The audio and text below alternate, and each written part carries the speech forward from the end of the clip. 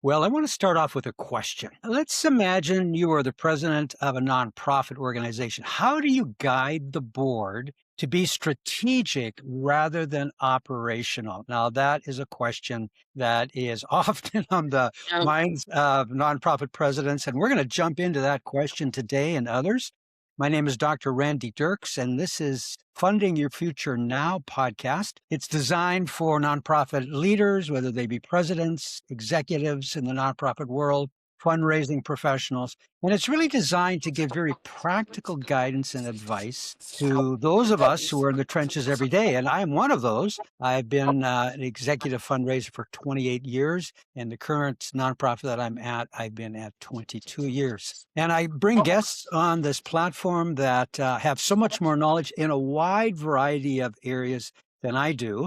And it's my delight today to have Jill Johnson with me. And Jill is a master of a lot of great areas. She's a management consultant. And I was amazed when I read this, who has helped influence $4 billion of decisions. That's being very busy over the years. Keynote speaker, award winning author. She was honored, this is quite unique, honored by the International Association of Top Professionals as a 2025 Top Management Consultant of the Year. My delight to have Jill with us today. And Jill, why don't you just take a moment to introduce yourself to the audience? Love to hear from you. well, thanks so much, Randy. I'm really excited about the conversation that we're going to have today. I'm a longtime management consultant. I come out of the CPA feasibility consulting world. I, at the time, worked for one of the 20 largest management consulting practices in the world and have then, since many years over the decades, built my own practice, but using a lot of the skills and insights and approaches to really working in that reality oriented perspective, if you will. And people always ask me, Jill, what's your C level? Are you a CEO, or, how do you describe yourself? And I always tell people I'm a CR. And of course, everybody's like, Chief Revenue Officer, Right. things like that. I'm like, no, it's Chief Reality Officer. Oh, I like that. I like that. Often when I'm brought in to various organizations, either there's a lot of complexity and they're uncomfortable with where everything is going, but they don't quite know what to do, or it's a really serious turnaround situation. And again, they need clarity. So that reality orientation I find serves myself, but more importantly, my clients very well. So I bring decades of consulting expertise to the conversation and to the thought leadership that I create. Fabulous. Well, we're going to have a fun time talking about some really strategic areas that Mhm. nonprofits face. So here's the Exactly. first question. Nonprofit presidents and leaders, they often face competing priorities. It's like choosing between funding programs and funding reserves. That's a big one. What's your framework for evaluating these critical decisions that keep mission and sustainability in balance? Love to hear your thoughts on that question. I think what a lot of organizations went through COVID really, really highlighted how little attention folks have paid to this type of issue. When the world is operating in a normal situation and circumstance, it becomes really easy to default to, well, these are the things that we can execute in our plan, and the money will always be coming in, and it'll all be a perfect world. And I think a lot of people who move into the nonprofit world have a more not Pollyanna attitude, but very much we want to make an impact and we want to make a difference attitude. And in assuming that that's always going to be a possibility, what happens when you have a black swan event like a COVID or a Mhm. major economic downturn, that impacts your donors too. I mean, if your donors are feeling the cash pressure, they're not going to be as willing to support some of your programming. So those decisions under pressure really do become very significant. And what I find is that most organizations, everybody has a strategic plan. Whether it's a good plan or not, could be left to be determined. But I think the key thing, especially when you're under pressure, is what are your real priorities? And it's Mm. in every plan, and every organization always has some level of scope creep, we call it. and where you've got your primary mission that everybody's clear on. But then, over time, well, let's add this and Sure. let's add that, and we should do this. Oh, And what sure. ends up happening is there's no pruning, there's no Mm, consolidating, there's no questioning of, okay, that's a really nice thing to do and to want to mhm, do, but do we have the capacity? Do we have the staff bandwidth? Do we have the financial reserves? Do we have all of these things that will really allow us to do that? And I think that is when organizations, when they can really step into that framework and to start identifying that North Star perspective, we call it, mm, and getting really clear. I come back to that word clarity again, being yeah. really supremely clear about what we can and what we cannot do, what's working, what's not working. Let's be really honest about what's not working. And then having the hard discussions about should we even be doing this at all or not. I'll never Mhm. forget, I was serving on a nonprofit board. This is a number of years ago. And we had a particular service that we were offering that people were starting to wonder, should we really be investing this much money in it? But nobody had looked at any of the data. Nobody had looked at any of the metrics. Nobody had looked at any of the kind of client stuff. Nobody had really looked at the staff and how aligned were the staff because they were off doing basically their own program. We had a Fortune 500 CEO who was on our board, and I had been tasked with doing a special project to do the review. And I did a really deep assessment and analysis, and I presented it back to the board. It was like an hour-long presentation, Okay. debrief. Here's the whole 360 of what we're looking at. And the Fortune 500 CEO was just like, "Why are we having any discussion? This needs to be shut down. It's so clear." And it was true. It was absolutely clear that that's where it really had to go. But Yeah. we needed to have the board have comfort that that we had looked at everything, and there was no stone unturned in terms of what we had reviewed and the information and, like I said, the data and the metrics. And typically boards, and this is important for your C-suite executives of your nonprofits to remember, is that the CEOs and the C-level people that are typically on your board, they're used to looking at data and information for decision making. They are Right. not as comfortable with the emotion of we need to care for the little children or we need to care for those sweet little puppy dogs. And, those emotional hooks are completely different than when you're trying to work with a board.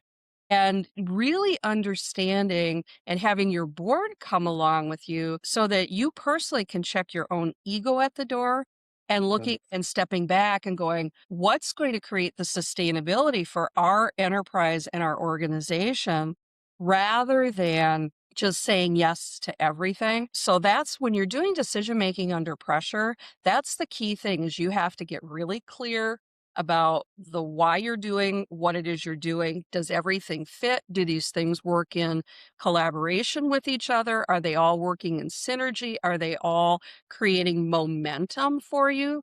And the outliers are the ones that you have to look at very carefully because if you don't have the financial reserves to withstand a black swan or a COVID or a downturn, then Yeah. it gives you an opportunity before the real pressure is on, before the event happens to say, you know what, we need to look at that. And you make much better decisions if you've at least thought through some of the parameters of what you might do if something happens than if you wait, which most people do, until it's the catastrophe of all catastrophes and then you don't know what to do and you're trying to make those hard decisions with a muddled brain with a lot of stress, your body's filled with cortisol and you're That's yeah. overwhelmed because you know where you're at. But if you start to tee it up and start thinking about, well, what if this, what if that, and having the conversations before things get awful, I think it helps when you actually get under pressure.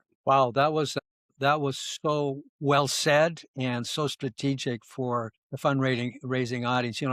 It's like if you go down these tracks that look really good, you're going to be expending revenue, you're going to be expending personnel, energy, and all that. And like you said, if you come to the Black Swan event and all of a sudden you start saying, we've got a shortfall. We don't have enough revenue to maintain what we've always done. And so that puts people in a very, very difficult position and often leads to layoffs, leads to things being closed, donor frustration. So Well, and excellent. to Go to ahead. to just to add one last thing to that, I mean, I was getting calls during COVID from CEOs for a variety of different not-for-profits that had spent so much of their capital reserves trying to sustain the status quo because they didn't want to make the hard decisions, or they were in a state of denial where they didn't believe that they were going to have to make the hard Mhm. decisions. And by depleting so much of their financial reserve with no additional donor support coming forward, they ended up, there's at least one that had to be completely spun off and another one shut down Wow. completely that I told. So they lost their ability to have to serve their mission because Mm. they hadn't calibrated to the dynamic. You are better off leaving a few things undone relative to solving the problems under your purview than trying to do so many things. You create risk that you have no capacity to actually continue. Yeah, so true. Well, you mentioned about boards, so we're going to jump into a board Yeah. discussion. Nonprofit presidents, obviously, a key role they have is working with their board, wanting to guide the board. So, you need to have a little bit of guidance and intelligence of how you manage that. Because one of the problems that can develop in boards is around the operating level. And sometimes there's a struggle with getting boards to think, and you highlight a little bit of already, to think strategically rather than think operationally and sort of get involved in the day-to-day structures and activities of the organization. What's one shift you've seen that transforms a board from micromanaging, so they're moving away from that, to truly governing? Love to hear your comments on Oh, that. well, it's a complex topic, but I think it's important to remember that typically the people who are on your board are C-level executives in their own organizations, their own businesses, their other community leaders of sorts. So they're decision makers. They are used to dealing with and solving problems in their own organization. And one of the things that you can do as a nonprofit leader is to create a framework so that your board members have information and framework for dealing with and assessing the issues that are impacting your organization. Because here's what often happens, and I've had this happen countless times when Yeah. I've gone into an organization. I often will meet privately or have private conversation with key board members to get the lay of the land, kind of what's the Yeah. undercurrent, what's really going on. And without fail, there is always a board member or two who tend to be those very vocal board members who love throwing fire into or fire into the gasoline of the Yeah. problems that you may be having because they're trying to be helpful. And Mhm. what's happening in that situation is that they're struggling because they don't understand necessarily the nuances of your nonprofit's reality of Yeah. service delivery, how things work in your world. They're coming at it from their point of view. And Sure. where I find that it is most helpful in corralling them isn't quite the right word, but I don't, for the purposes of the podcast today, We understand that. allowing their energy and their wisdom and their insight requires you to provide them with ongoing insight and information that will help them understand the issues better and Mhm. what the options are for solutions that then open it up for them to provide input.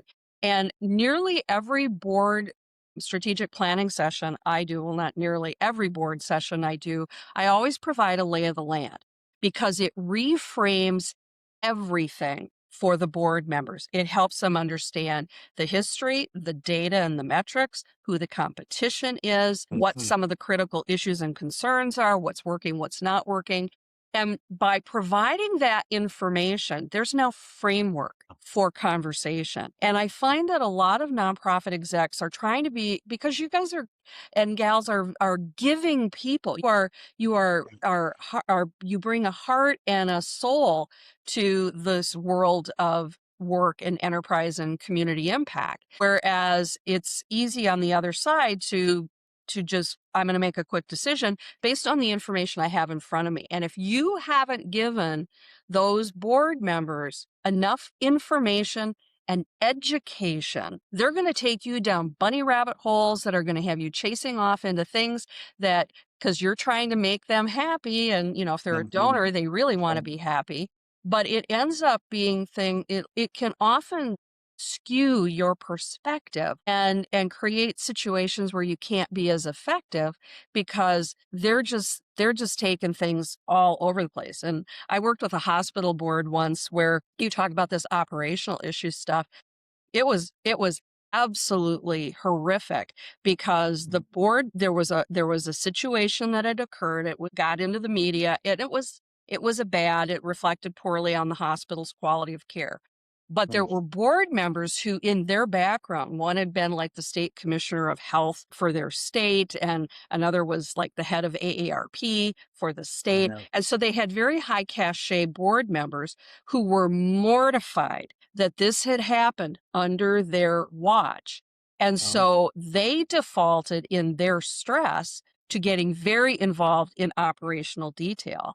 for sure. And so there was enormous conflict between the staff leadership and the board leadership. And so it was a disaster. And so I Yeah. got hired by the board to come in and evaluate what had happened. And there Mm. was clearly a split in the board. You had board members who were supportive of and other board members who were mortified by what had occurred.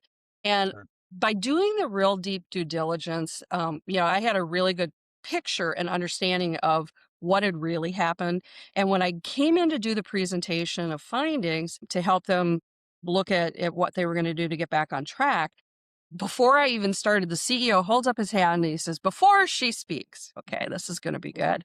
He says, Yeah. I just want you to all to know I am tendering my resignation Oh, and it's effective in 30 days. And I turned to him and I said, Bob, I think you should have waited till the end of the meeting. And he uh, was like, what?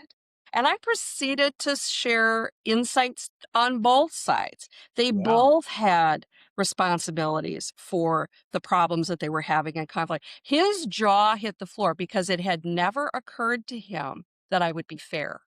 Yeah. Okay. And the board, they're all squirming because, there was no question that they had contributed to Sure. a lot of catastrophe and they weren't all working together in tandem for how they were going to resolve. But everybody's ego was on the line. So when Yeah. you've got board members that are getting involved in operational input, ask yourself if you've given them enough education, training, ongoing teeing up of issues ahead of time so that you can kind of corral some of that in a way that benefits from their expertise and their knowledge and their insight or their financial influence.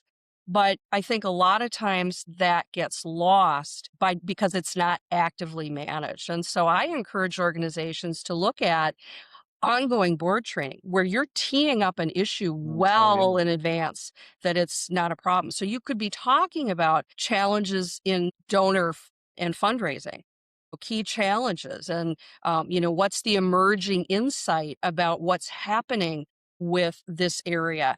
And so that we're doing okay on this right now, but as things change over the next 2 to 3 years with the Mhm. advent of AI and other kinds of things, we need to start thinking ahead. And again, those are higher level, more global issues that you Yeah. start to help shape your board to have them thinking about in it so that they're more anticipatory and they're walking with you as That's you right. may be introducing new ideas that might be outside their comfort zone, but you're giving them education. So over a Yeah. 6 month or a 1 year or 2 year window, they're going to be more comfortable in understanding these are critical things we absolutely have to prioritize and do.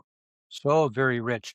When you were talking, the thought that came to me, the board president, the CEO rather, needs to set the context. And if you don't set the context well Mm. forward into the future, you'll eventually have some of the challenges that you've noted. So Yeah, great insights, Jill. Well, your expertise includes assessing market forces and opportunities. right. And the fundraising landscape, as you just mentioned, is changing and has changed dramatically. We talk about donor expectations, of course, digital giving, AI, impact measurement. How do you measure things rather than just this is what we did to this is what was accomplished? How should nonprofit leaders read the market when their market is donors and community needs rather than customers that we sometimes think of in the business world? Well, I think it's really important.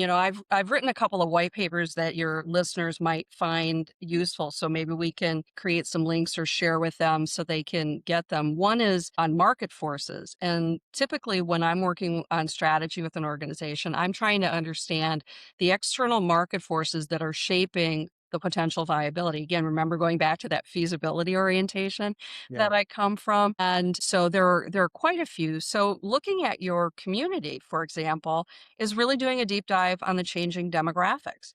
Is your community getting older? Is your community makeup changing differently? Mhm. If you have, let's say you're a healthcare enterprise and you have a lot of immigrants coming into your community that may not have had the strong healthcare resources in their home country that they have when they come here. Now all of a sudden your medical clinics or your hospitals or your service programs may be dealing with different issues. So now you're having to deal with and learn how to care for different kinds of medical conditions or learning how to deal with people who are coming from a very different perspective. If you've got changing makeup in your demographic profile of your community, there may be customs and cultures within those other communities. So for example, certain cultures, women are need to have their arms covered and so forth, their Right. hair covered. So your team has to be sensitive to that dynamic, and that means that some of your male support staff may not be able to participate in care delivery or Mhm. service delivery to a certain Sure. segment of your audience. And so we have always, in every client we looked at, we're looking at the shifts and changes in that demographic makeup of the community that may impact their ability to pay.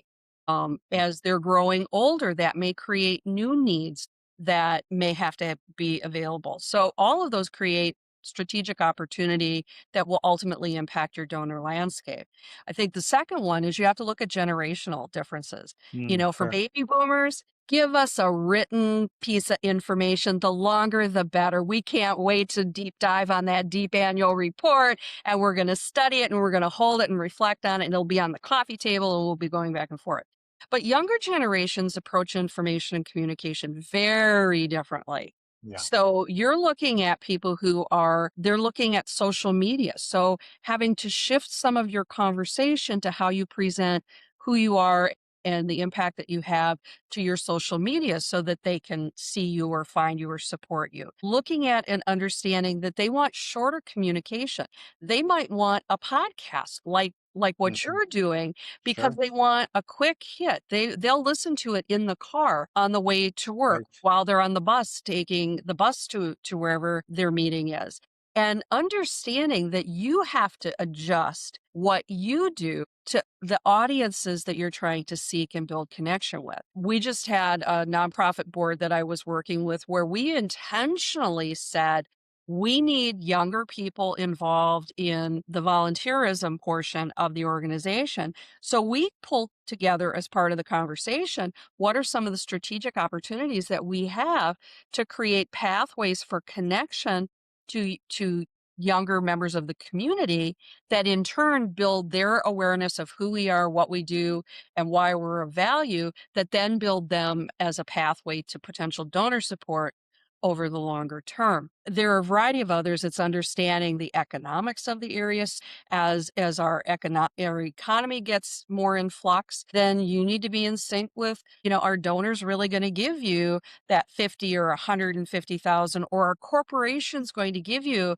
the, $500,000 that they might have given your group 5 years ago, but they're struggling too. They're retrenching, they're pulling back. They're not always seeing as much value in community effort because their workforce is now geographically dispersed because they're all working virtually. So Yeah. things that they might have done differently in the past are now shifting.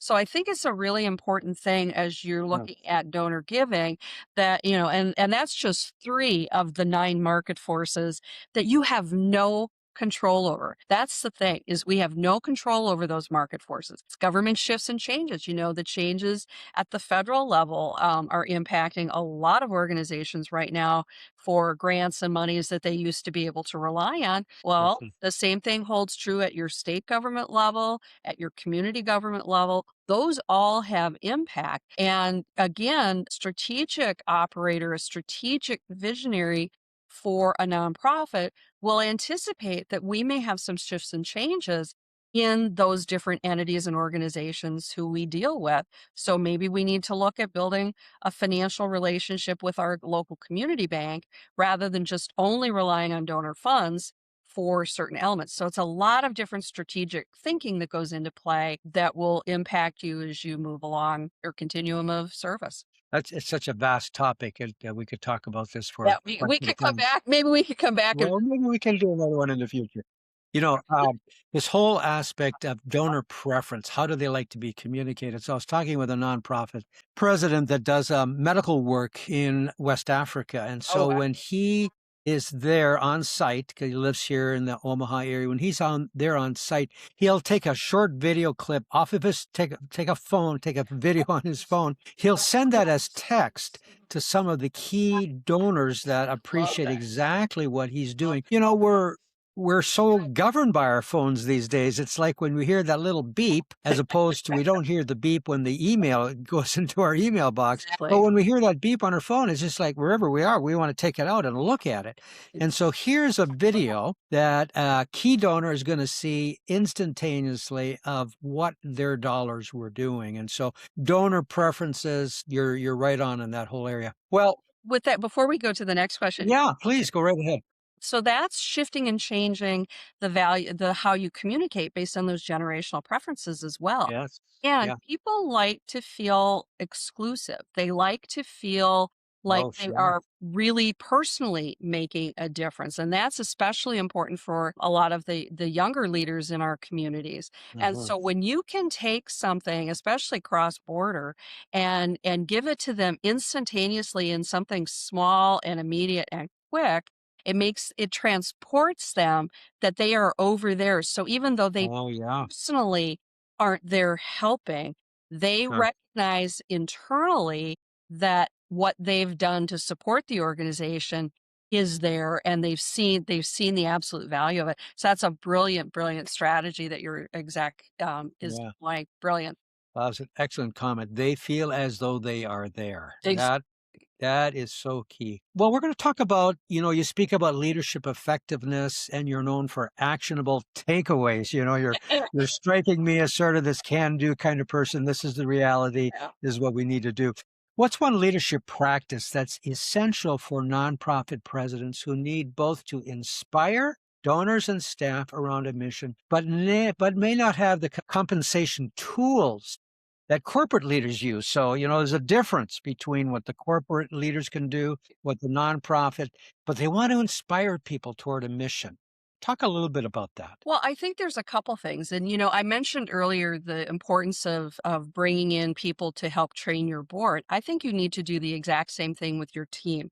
Having, Okay. you know, I'm a professional speaker, so I do these kinds of sessions. And I think it's bringing in somebody who has knowledge of your organization or gains the knowledge through background research and working with you in your leadership team, but to really come in and help bring on some new insights, some new skills, some new pathway. Mhm. It's an important thing. And it's essentially a mentoring role in the Yes, broadest possible sense, if you will. And you can potentially hire a coach for them.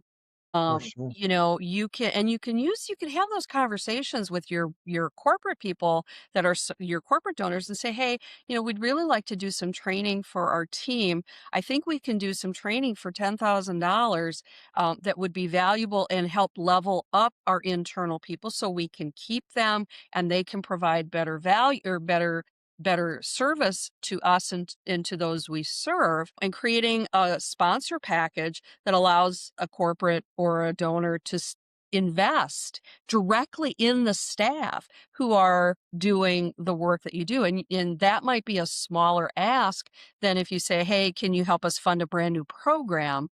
Right. and so they can see that immediate impact. I think the other thing, and this is something that I've implemented in my own business practice with interns that I've brought in, and you could do it with your employees as well, but I've done it specifically with interns. I always try and identify what's one thing you want to learn, what's one thing you want to add to your resume, what's one other skill you want to build, what's one other area of interest. So it Mhm. might be I had one student who wanted to learn. She was a PR, public relations major in school, and Right. she said, "I'd really like to learn how to write press releases better." And at the Okay. time, I was working with a division of Mayo Clinic, and I had worked with them. I worked with them for almost a decade, and you know, I had her work on creating a press release that we were Mm. going to use for my client division, and and she now got expertise. Now, I had to give her a lot of feedback. I think we went through 4 or Sure. 5 drafts before it was ever good enough to show the client, but I used that as an opportunity to give her feedback to, "Well, this is Right. why I would probably phrase that differently," or this or that. I've had a variety of other students where they wanted to get some other piece. And most of your employees have something they want to learn. Maybe they Yeah. want to build their speaking skills. Maybe they Mm. want to build their leadership skills. Well, you don't have to do everything just in your job. You can encourage them to be a volunteer in another community organization. So giving them a little bandwidth Mhm. in their day, in their work day, so that they can Mhm. go and volunteer for, let's say you have an HR director. Well, there are HR associations, so they could go and be around their peers, they could network, they could get Mhm. new ideas, they're going to be more exposed to the profession of human resource development, and they're going to gain some learnings, and you've created a pathway for that. And now, Sure. does that create a possibility that they might leave you? Of course. Yeah. But people often stay where they are when their needs are being met, For sure. seen as well as heard, and where you can anticipate and get to know them, because it creates, I have a concept I talk about as weaving, and where you're weaving them into the depth of your organization, where they Mhm. feel that value on a visceral level, and they know that you're really truly paying attention to them, and you're creating opportunities and pathways that might not have been created had you not been as intentional about creating that. And I think that also gives the execs, frankly, it gives your listeners, um, you know, jobs and the work that we do is hard. And for a lot of us, refueling is Mm. something that can be done, and you do that through connection. And that's where finding those opportunities to bring people closer and to fulfill some of their own goals and skill development can be really Yeah. powerful, and it can be a tool that you can use with intention, but that also brings back and creates benefit and value to you as an organization. I love that. Often in the annual review that we have, we talk about production. Did you hit your goals? Things of that nature, and that's normative. I understand that, but I love the idea, and you've been talking about it, where you could put into the annual review, where do you want to grow professionally? What is something that would be valuable for you? So instead of sort of questioning the person, what have you done? Now you're saying, I want to give you some freedom, select whether it's a course or a seminar or some new area that you just noted, with those interns writing press releases. Something that probably this individual will take with them, maybe developing more writing skills in the future. So Exactly. that is so well put. And I think, the nonprofit world, we're a little light on salaries. But if you can give people something that they say, this is something I've always wanted to do, Right. I know there need to be little parameters on it, but you're looking at it at their development as a person, because they will be happier serving that nonprofit when and you've mentioned this, when you're looking out and you're the coach. Coaches look for things that people can improve on, can develop, where they noticing, where they want to encourage them. So that's been so effective. I love that. Well, and you can take it and frame it in a way, what is something that you'd like to learn or work on or do within the framework of what we're doing as an enterprise? so Sure. that you tie some of it back to getting them to think about where they can have impact on the strategic initiatives of your organization. And a lot of times people are afraid to say, I'd like to volunteer to do X, or I'd like to take more ownership of. And here's the other thing I will tell you. If you're going to encourage someone to do something that's outside their skill set, it's absolutely non-negotiable that you provide more ongoing feedback and more direct interaction with them relative to what they're doing, because you Yeah. don't ever want to let somebody sink or swim, because Sure. that is when they will leave you. That's when Yeah. they will pull back and be unhappy. And so one of the best compliments I got from my last intern when she left is she said, "I cannot believe I've never been in a situation where I've had as much ongoing feedback as what you've given me." I said, "Well, did Mm. that make you uncomfortable?" And she got quiet for a second. She said, "Well, at first," but she said, you weren't shaming me. You were just, Yeah. okay, well, here's what we need to do. I probably do this a little different. Let's redo this, because now that I see it, I think it needs to be shifted."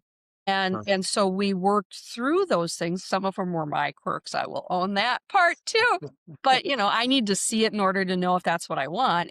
Yeah. But because we were working in collaboration on it, and this doesn't take a lot of time. It's a 10-minute or 15-minute Yeah. conversation once a week.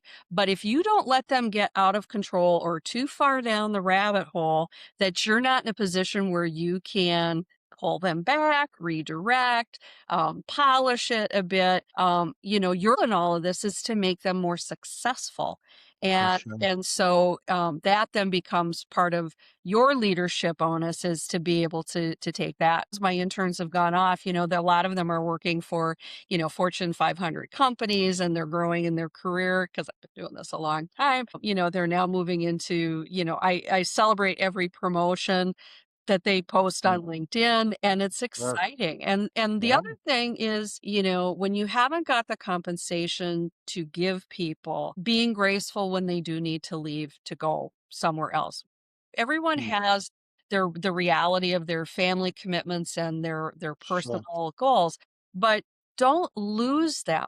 Stay connected with them on LinkedIn. Make intentional outreaches to them Mhm. periodically, because you never know. When they leave, they may be going and getting the very training that you need to have, that in 3 to 5 years, they can come Yes. back and be your number 2, because they've now gotten some training that somebody else paid for, which I love, and they can come back, and you won't have to pay a recruiter necessarily to find them, because you've already got relationship and you can Sure. direct recruit. So I think there's a lot of positive benefits, but we have to Mm. also just think more than just what's in the dollar to dollar paycheck versus what's in that more psychic paycheck, if you will, that has long tail in how Mhm. it reverberates back. So rich. Thank you. Well, I've got what I call my fast five here at the as we wrap things up, and these are not really related much to your professional career, but more to you as a person. I'd like to Okay. get to know you a little bit better. So, why don't you just share with us? Maybe it's the best piece or a great piece of professional advice you have received. The best piece I ever got was from my accountant very early on when I started my business. He said, "Jill, don't spend all your cash, because you can weather any storm if you have money in the bank, no matter, feast or famine. Business is going to be good, business is going to Yeah. be bad. But if you don't spend every dollar you make, you're going to be in a position where you'll be able to withstand whatever happens." And it's gotten me through how many recessions and the Yeah. pandemic and, all the rest of it. And it was exceptionally valuable advice. Oh, so good. Another question. What's a daily habit, practice that you cannot live without? I read every single day. Okay. I was one of those freaky kids, I was wicked smart, and I could read 1,000 words a minute in 5th grade, so they would always push me off to the side, and I use that reading skill every day. It allows me to consume a lot more Mm. information, and I'm like a Hoover vacuum cleaner with, Okay. different resources and articles and, both sides of the political aisle and all different periods of time. I mean, I'm looking for all sorts of and it helps me anticipate different things with clients. And so by reading every day and intentionally setting some time for that, I have the ability to be way ahead of the game, and I'm always looking ahead. So Mm. that helps me do that. That's great. Well, I want you to imagine that you could give some advice going back in time to when you were 20 years old, that young, aspiring, Mm. whether you're in college or starting off in a career.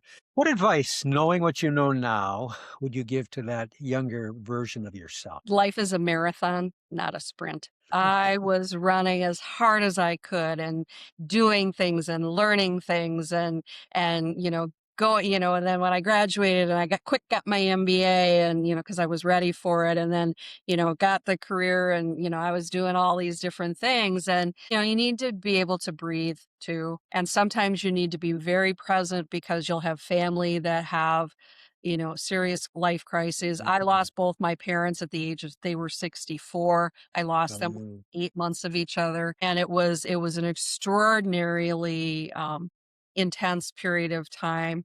And for me to be in a position to be able to find ways to be present, I had to make different choices about what I said yes to, what I agreed to for deadlines, and all of those things.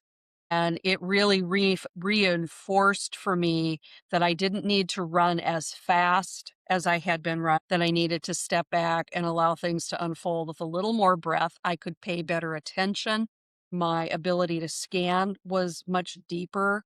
And the mm. relationships that I now had time for with all of the different types of people in my life were much richer because of it. And it's something that I carry with me as well today. So good.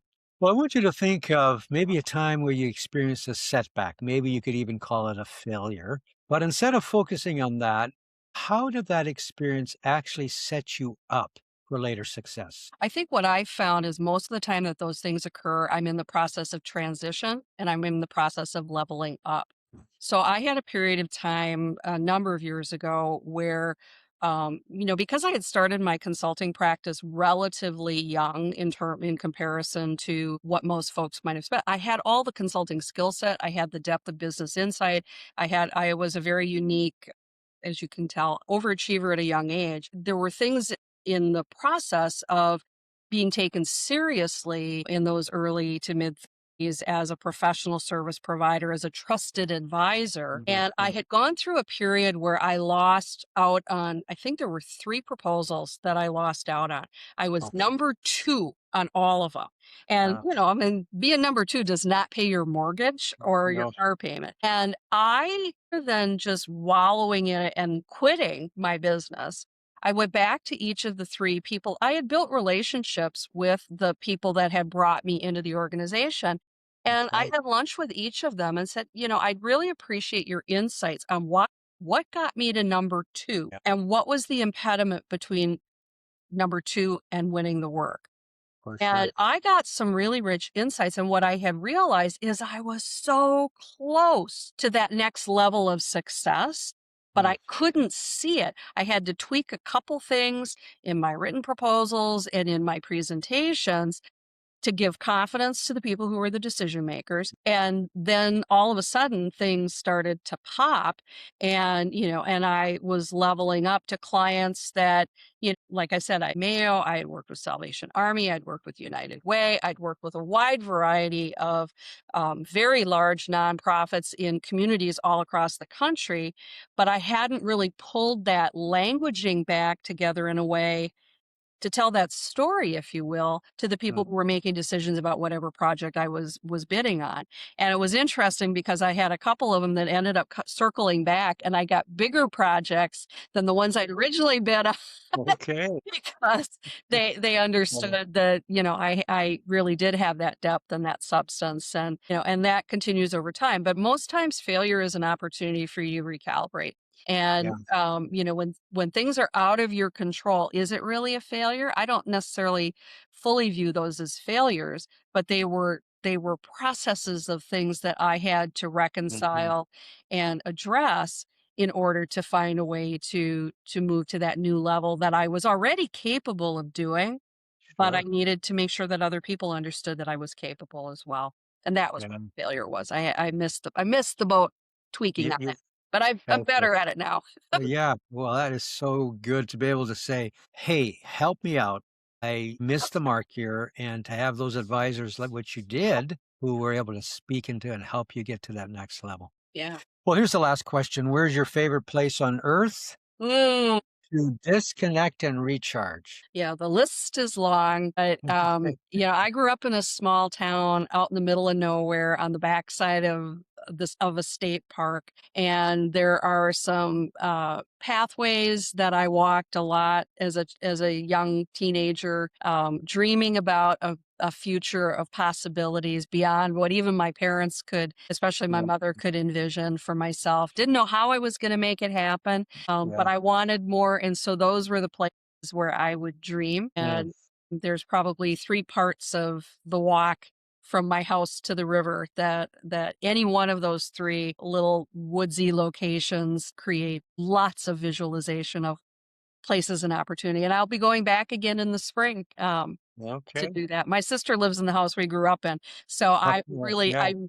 I'm in a great benefit that I can go back and intentionally make the time to go visit those places again. Wow, this has been such a delight, Oh, Jill, and I wanna share one word and then 2 parts that come off that word in light of getting to know you a little bit better. okay. And the word is depth, depth. Hmm, And I see it in 2 ways, and we really don't know each other at all. really? But as I've just been listening to you, there is depth of critical, well thought out strategic thinking, Mm, and that's evident in how you handle situations and boards and organizations and the hour-long presentation you made to that one board. And then the other word is depth of relationship. mm, Just a person who is very personable. You want to know people, you want to understand people, you want to believe in people, you want to help people. So that's what stood out to me. And so, what a thank you. wonderful time you've graced us with today. And in closing, I just love for you to share with my audience, our audience, ways that they can connect with you, services you could provide, things that would be valuable for them.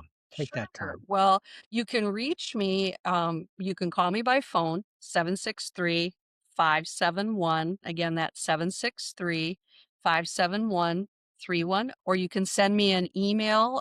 You can either find me on my website, which I'll give you in a second, or you can just email me directly. And that's Jill at JCS with a hyphen USA.com.